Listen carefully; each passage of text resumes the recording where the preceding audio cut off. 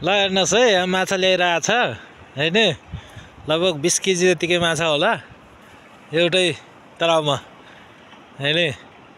केटो आइरहेको छ पारिबाट, मेरो भाइले माछा ल्याइरहेको छ। लगभग 20 केजी बराबरको माछा होला। यो भेनी नदी यही हो। ल हेर्नुहोस्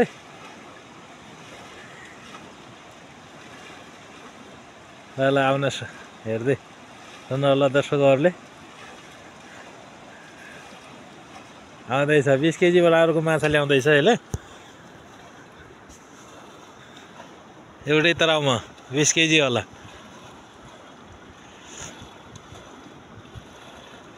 बिस केजी बराबरको माछा मारिरहेको छ।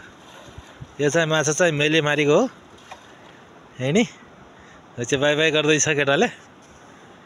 यो देखाउनुहोस् त उहाँको 20 केजी माछा। यो हेर्नुहोस्, यो हेर्नु सक्नुहुन्छ 20 केजी माछा। ए अरू पाखेको यहाँ माछा चाहिँ यहाँ छ नि, देख्नुहोस्, देख्न सक्नुहुन्छ। यो पनि लगभग 10 केजी यतिकै होला। यो उठाएर के माछा हेर्नुहोस्, यति छ हेर्नुहोस् माछा।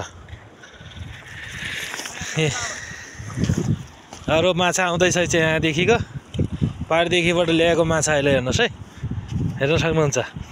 ए हेर्नुहोस् माछा। ल माछाको ढेर पानीदेखि ल्याएको।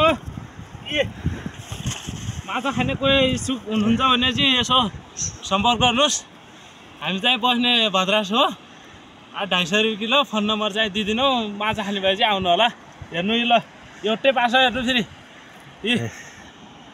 ल हेर्नुहोस्, कुट्के पास है एउटै है। ल